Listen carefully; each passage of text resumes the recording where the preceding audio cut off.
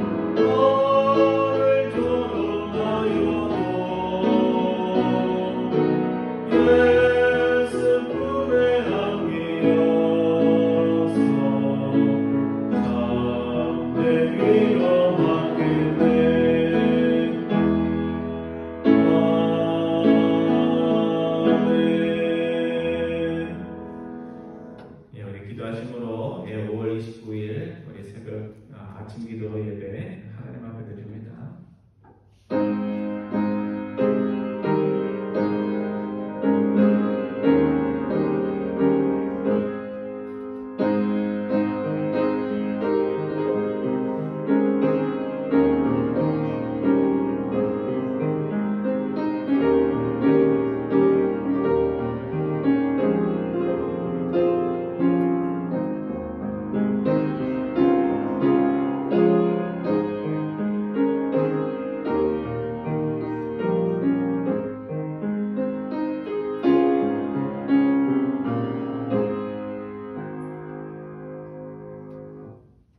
속이는 저울은 여호와께서 미워하시나 공평한 추는 그가 기뻐하시느니라.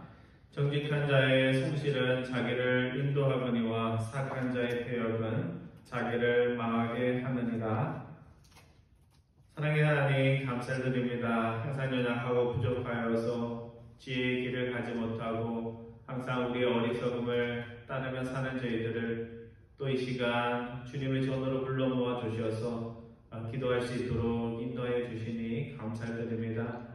세상과 저희들이 하나님이 가르쳐 주신 겸손, 정직, 의, 성실함 이런 정신적 가치들의 가치를 알지 못하고 물질적인 가치만을 따라 살아가다 어려움들을 많이 겪고 있는 세상임을 주님 앞에 백성인 저희들만이라도 하나님이 말씀하신 그 귀한 가치들을 항상 마음에 새기며 눈에 보이는 것들을 듣지 아니하고 하나님이 가라고 하신 인생의 길을 가서 이 땅에 지혜의익을 가져오는 하나님의 백성들 다 될 수 있도록 인도하여 주옵소서. 이 시간 소수의 무리들이 함께 모여 기도합니다. 한 분 한 분의 기도를 통하여 하나님의 의가 나타나며 저희들의 삶에 하나님의 반듯함이 나타날 수 있도록 인도하여 주옵소서. 감사드리오며 우리 주 예수 그리스도의 이름으로 기도드리옵나이다. 아멘. 네, 우리 찬송하겠습니다. 찬송가 425장입니다. 찬송가 425장, 통일 찬송가로는 217장입니다. 425장, 주님의 뜻을 이루소서.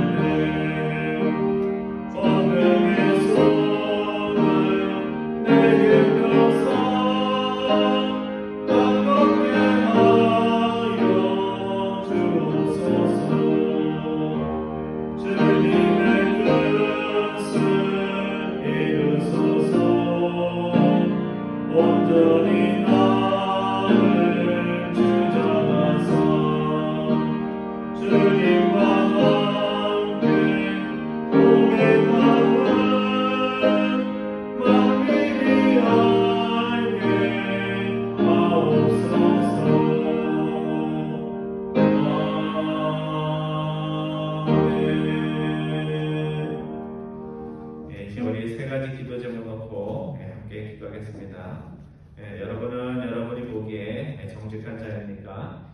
정직한 자의 길을 갈 때 하나님이 여러분의 삶을 되게 하여 주실 것을 항상 마음에 확신하면서 살아가고 계십니까? 삶의 모든 일에 정직한 자가 되어서 하나님이 가라 하신 그 반듯한 인생이 될 수 있도록 인도해 주옵소서. 기도하기만 합니다. 두 번째는 6월 첫 주가 저희 교회 43주년입니다. 코로나 이후에 한인교회들 신앙의 여건들이 예전보다 더 힘들어졌습니다.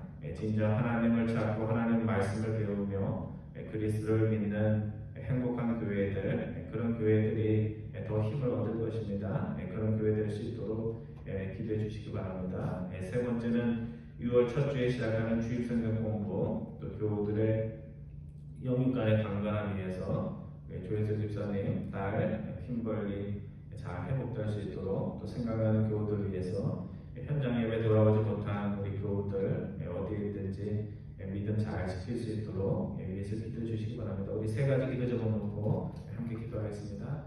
사랑의 하나님 감사드립니다. 항상 연약하고 부족한 저희들 주님의 전으로 불러주셔서 말씀과 기도와 찬양으로 수임을 얻게 하여 주시니 감사드립니다.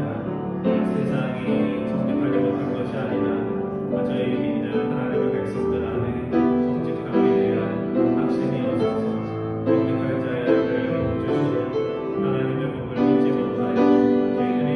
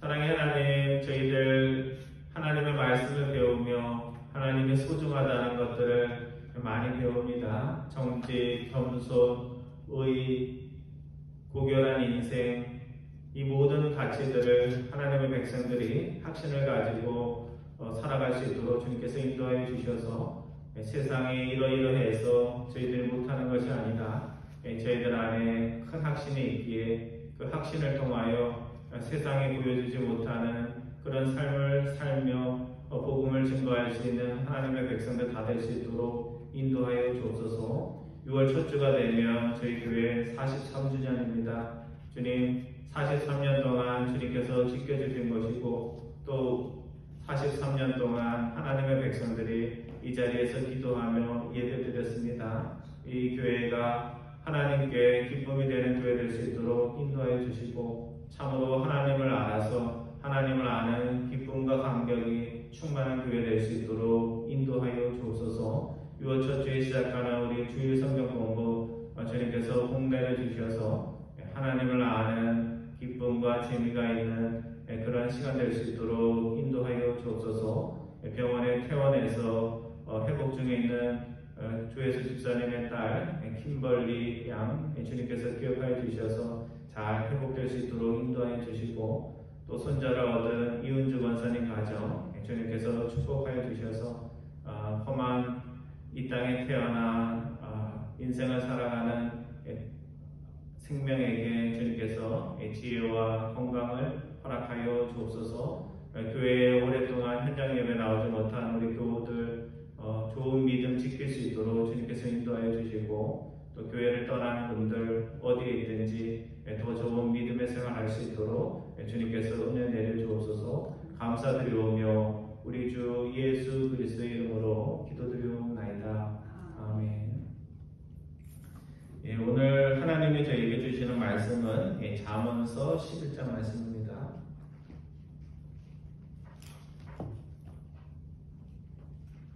제가 가진 성경으로는 921페이지입니다. 921페이지.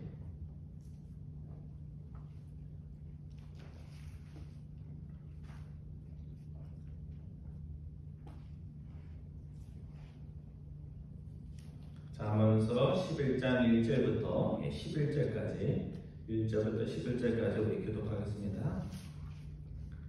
속이는 저울은 여호와께서 미워하시나 공평한 주는 그가 기뻐하시느니라. 교만이 오면 욕도 오거니와 겸손한 자에게는 지혜가 있느니라.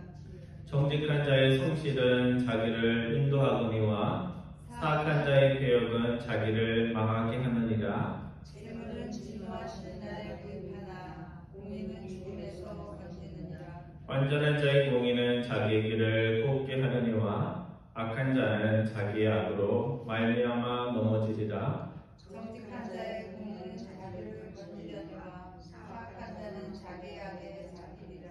악인은 죽을 때 그 소망이 끊어지나니 불의의 소망이 없어지느니라. 의인은 환난에서 구원을 얻으나 악인은 자기의 길로 가느니라. 악인은 입으로 그의 이웃을 망하게 하여도 의인은 그의 지식으로 말미암아 구원을 얻느니라. 의인이 형통하면 성읍이 즐거워하고 악인이 패망하면 기뻐 외치느니라. 성읍은 정직한 자의 축복으로 인하여 진흥하고 악한 자의 입으로 말미암아 무너지느니라. 아멘. 11절까지 말씀입니다. 오늘 잠언 11장 1절에서 16절까지의 말씀은 정직, 겸손, 고결함, 의 이런 것들이 얼마나 소중한 가치들인지에 대해서 말씀을 하고 있습니다. 그래서 이거는 개인의 가치뿐만 아니라 어떤 개인이 그런 가치들을 가지고 있을 때 공동체에도 큰 유익을 끼친다는 것을 말씀을 하고 있습니다. 첫 번째, 오늘 잠언 저자는 1절 말씀에서 하나님은 뭘 기뻐한다고요?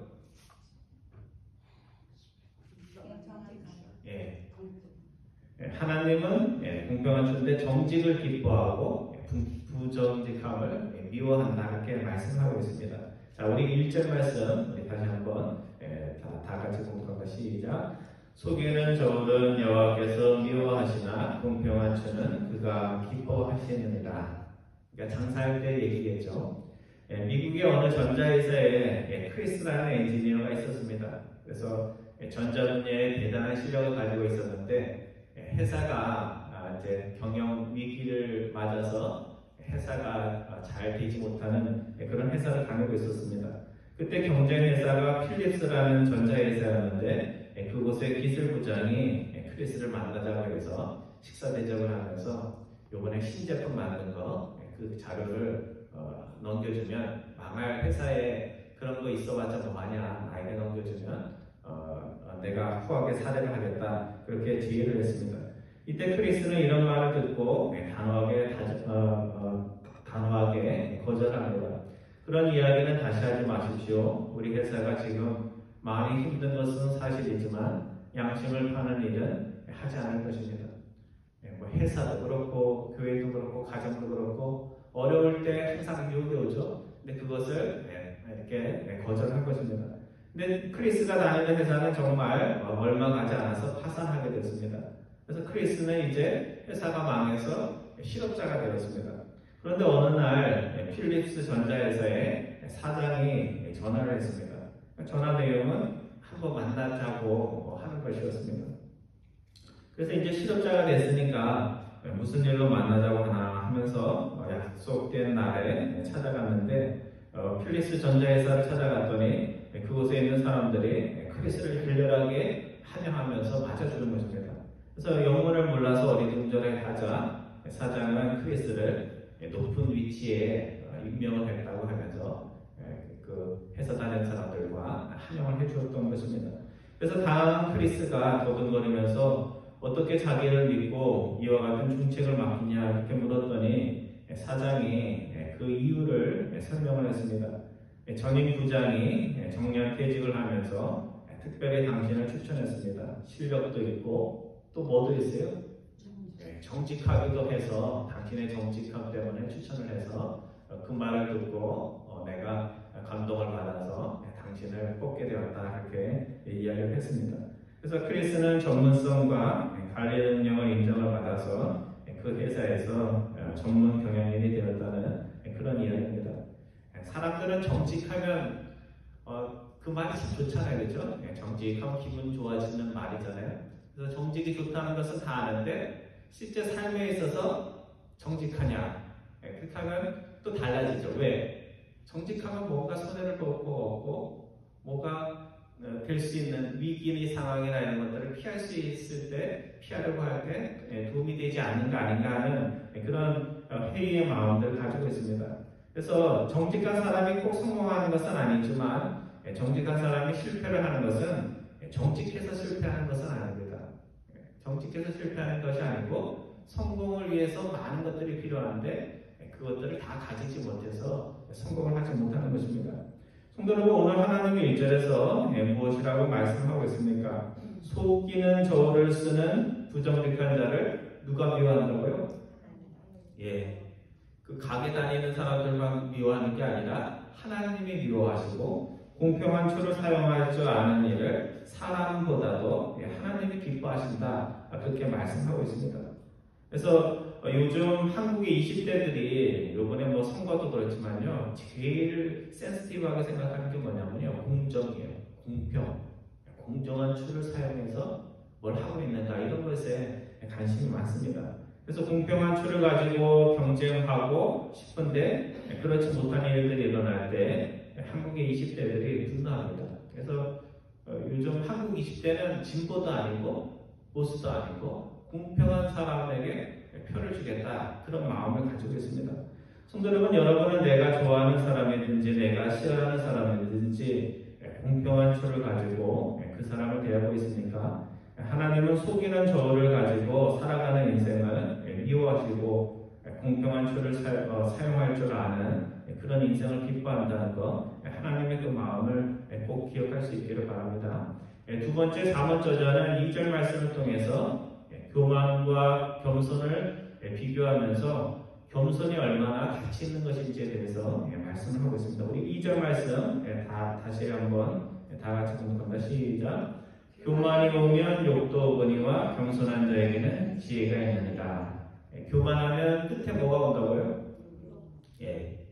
누가 욕한다 이런 뜻이 아니고요. 그 욕이라는 얘기는 수치를 말하는 거고요. 디스그레이스를 말하는 겁니다. 그래서 보통 사람이 힘이 생기고 남들이 가지 못한 재능이나 뭘 가지고 있으면 그걸 가지고 자랑하는 마음이 생기고 그것이 발전해서 교만한 마음이 됩니다.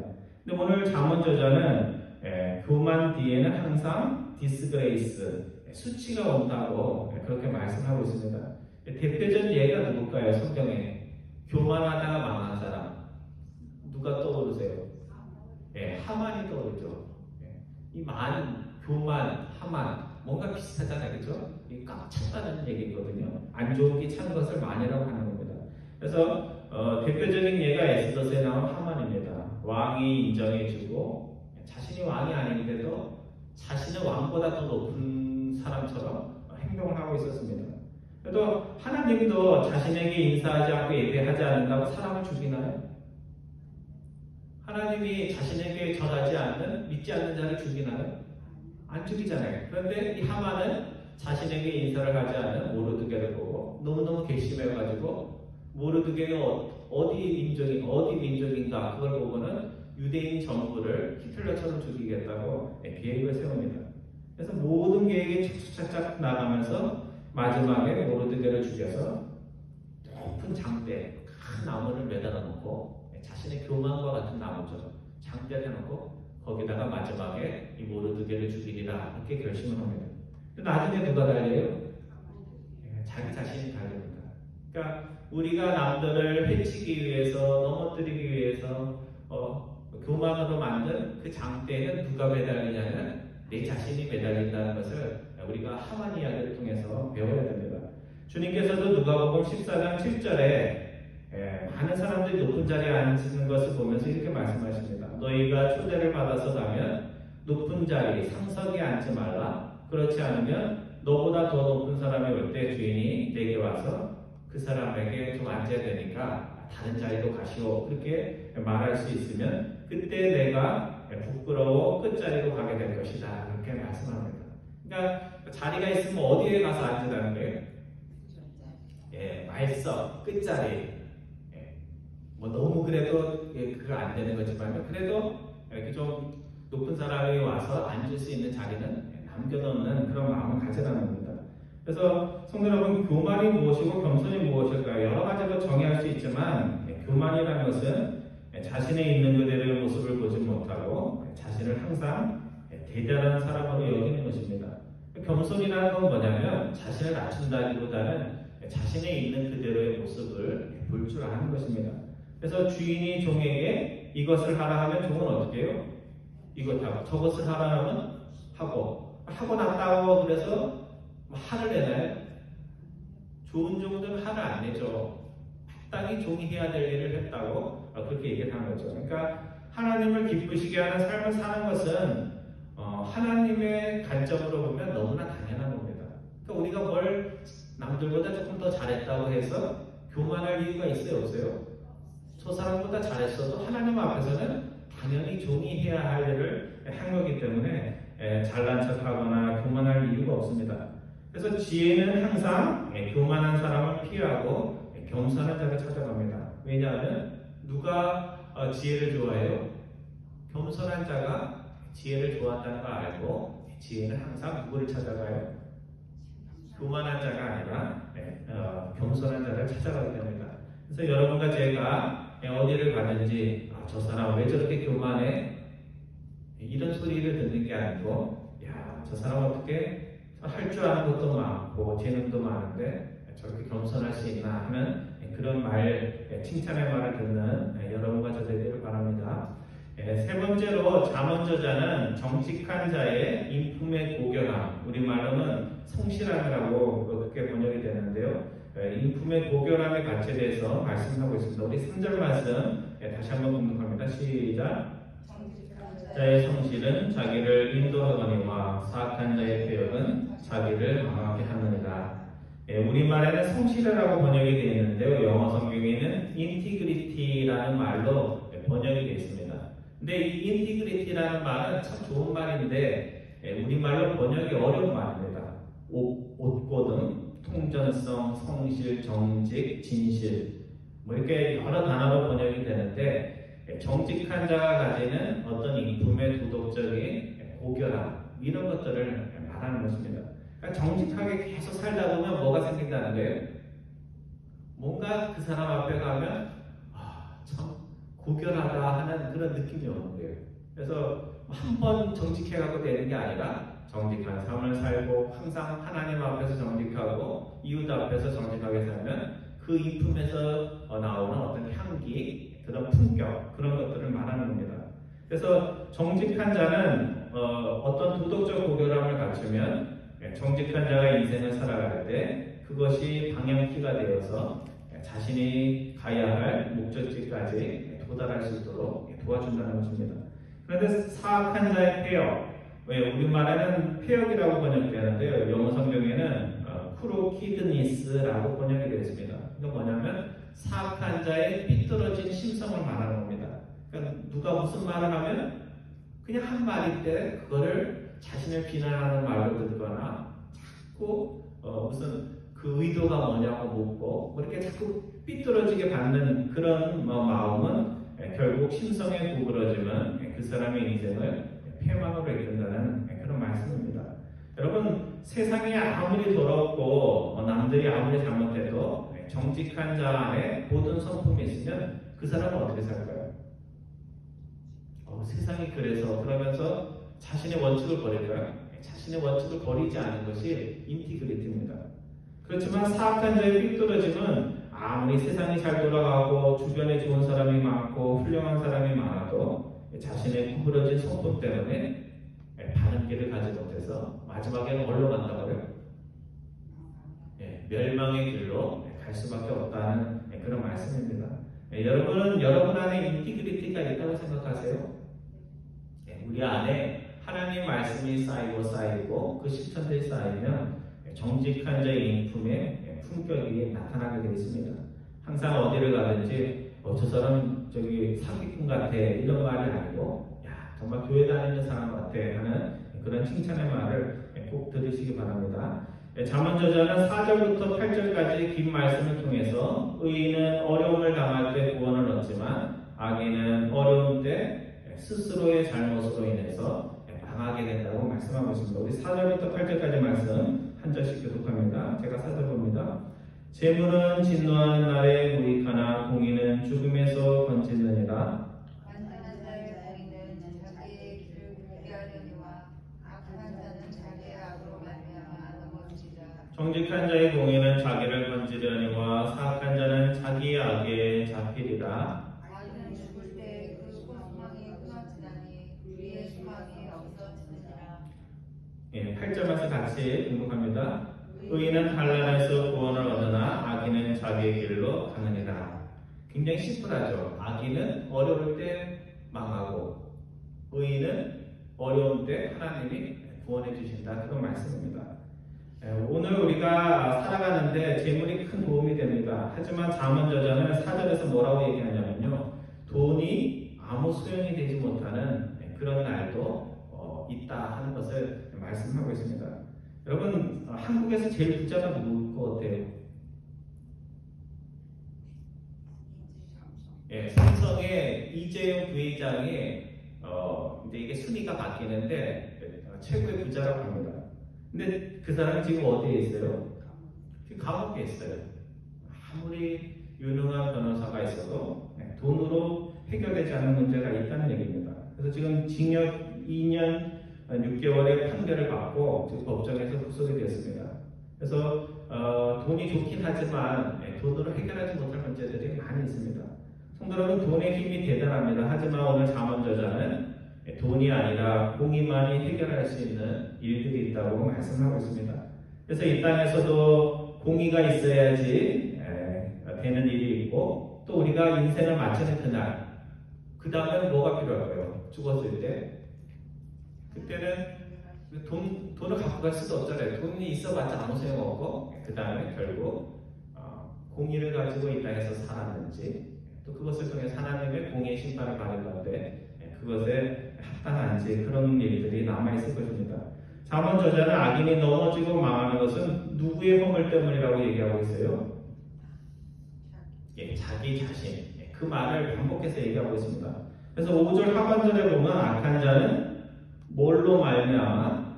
자기의 악으로 말미암아 넘어지고 그렇게 말씀하고 있습니다.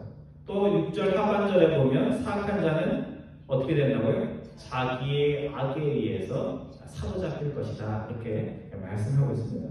그러니까 잘못을 하고 불행한 일에 마주쳤을 때 사람들이 내 허물 때문에 그런 일이야 이렇게 깨달아야 되는데 자꾸 자신의 잘못 때문에 넘어졌으면서도 누가 나를 이런 거야 하면서 뒤를 보고 옆을 보고 그러는데 그런 어리석음을 범하지 말라는 겁니다.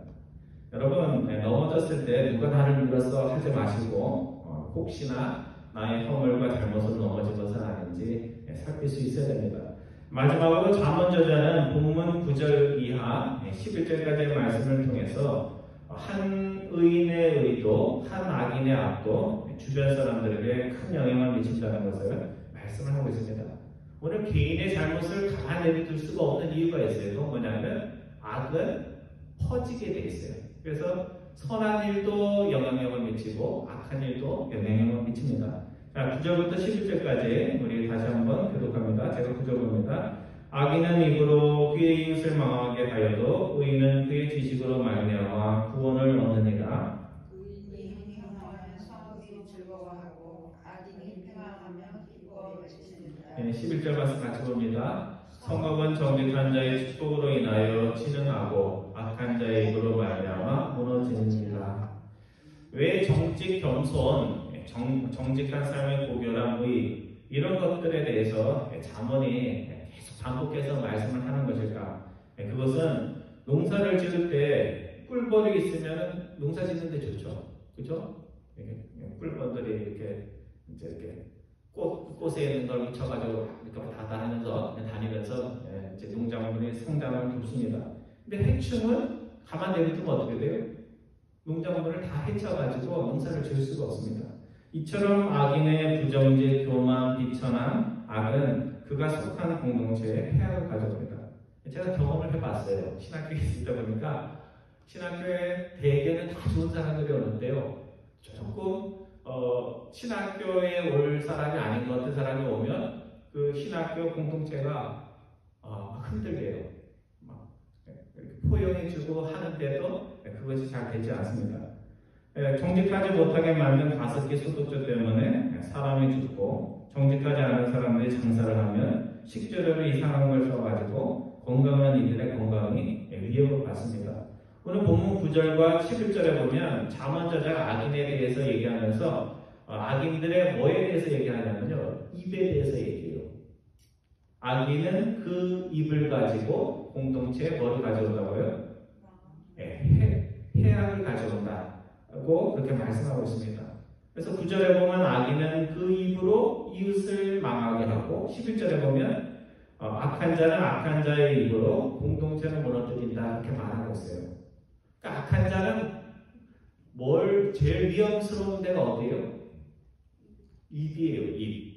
여러분 저기 물고기 딱 잡으면요 어딜 조심해야 되냐면 입을 조심해야 돼요. 입에 물리면 안 되니까. 그렇듯이 악인에게도 입이 문제입니다. 그래서 공동체를 힘들게 만드는 이들의 한 가지 공통점이 있는데 그건 뭐냐면 좋은 말을 할지 모른다는 겁니다. 공동체에 은혜와 덕이 되는 말을 하지 못하고 항상 공동체를 깎아내리는 말을 한다는 것입니다. 그래서 자신의 교회라고 하면서 자신의 교회를 깎아내리는 말을 하는 교우들이 있습니다. 그것은 자기 얼굴에 침 뱉는 사람이요. 좀 심하게 얘기하면 정신 나간 교우들입니다. 오늘 나의 마음 상태가 하나님 보시기에 이쁘지 않다. 내 마음이 좀 뭐 이렇게 비비 꼬이고 있다. 이러면 제일 먼저 해야 될 게 뭐예요? 회개가 아니라 입을 다물어야 돼요. 입. 회개할 때만 쓰고 입을 탁 다물어야 돼요. 그래서 내가 기분이 좀 안 좋아요. 근데 교회는 가야 될 것 같아요. 그래서 교회를 갔어요. 그럼 그 다음에 뭐 해야 돼요? 말을 하지 말아야 돼요. 말을 하지 말아야 돼요. 사실은 정말 이 속이 삐어 있으면 교회도 나오지 말아야 돼요. 집에서 예배 드리면서 하나님께 영광 돌리는 게 더 낫지 않나. 그런 마음처럼 그런 생각을 가져야 됩니다. 왜냐하면 악인이 말을 하면 할수록 문제가 생기고 그것이 공동체에 큰 짐이 되기 때문에 그렇습니다. 근데 반면에 잠언저자는 의인을 말할 때 9절에서는 뭘 얘기해요? 지식을 얘기하고 있고 11절에서는 무슨 말을 한다고 나와요? 축복의 말. 영어는 뭘까요? blessing이죠. 우리가 수요일날 배웠잖아요. 그렇죠? 하나님이 마지막 날을 어떻게 하셨다 그랬어요? blessing 하셨다고 그랬잖아요. 그러니까 의인의 입에서는 지혜가 나와서 문제를 해결하게 해주고 그 입에서는 축복의 말이 나와서 남들을 격려하고 위로받고 힘을 얻도록 해준다는 것입니다. 그래서 정직한 자와 겸손한 자는 그냥 이야기해도 거기에 허풍이 없고 스스로를 자랑하지 않습니다. 그래서 정직한 자, 겸손한 자, 의의 길을 가는 사람이 말을 많이 하면 할수록 말을 많이 해서 문제가 되는 것이 아니라 그 말 모두가 은혜가 되고 공동체의 유익을 가져옵니다. 그래서 우리가 이제 원로가 되면 이제 말이 길어지잖아요. 대화가 그렇죠? 근데 말이 길어지는 게 문제가 아니고 원로로서의 그런 어떤 모든 것들을 잘하고 있으면 말이 좀 길어도 그것이 믿음의 후배들에게 도움이 됩니다.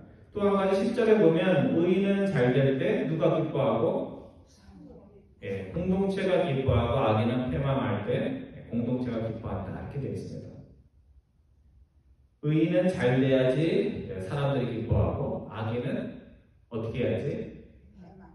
죽어야지 사람들이 기뻐한다는 겁니다. 좀 잔인한 얘기처럼 들리는데요. 그런 얘기는 아닙니다.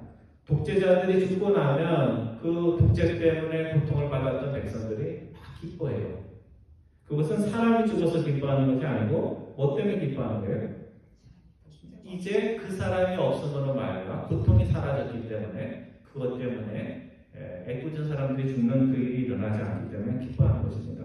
지금도 군부 쿠데타 때문에 고통받는 사람들이 있잖아요. 근데 그 악한 통치자들이 물러나면 국민들이 어떨까요? 막 기뻐하죠. 그런 것을 말하는 것입니다. 성도 여러분, 오늘 우리는 정직, 겸손, 인품의 고결함, 의 이런 것들의 가치를 알고 그것들을 전하기 위해서 이 자리에 모인 사람들입니다. 이제 돈 버는 일, 건강 이런 것보다 이런 것들을 더 소중히 여겨서 우리의 삶에서 정직함과 겸손과 의의 향기가 날마다 하나님과 이웃에게 기쁨이 되는 그런 꽃과 같은 인생을 살아야 하겠습니다. 이런 삶 꼭 살아서 사는 여러분과 저 되어서 하나님의 기쁨이 되는 여러분과 저 되기를 주님의 이름으로 축원드립니다. 기도하겠습니다.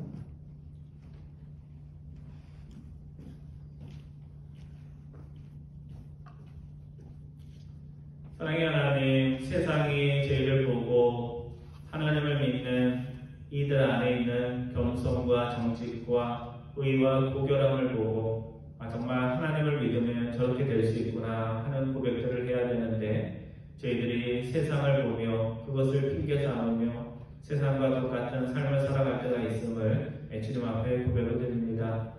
이런 모든 가치들에 대한 확신의 마음들을 허락하여 주셔서 세상이 어떠하든지 주변의 사람이 어떠하든지 하나님이 명하신 겸손과 정직의 길을 가는 저희들 다 될 수 있도록 인도하여 주옵소서. 감사드리오며 우리 주 예수 그리스도의 이름으로 기도드리옵나이다. 아멘.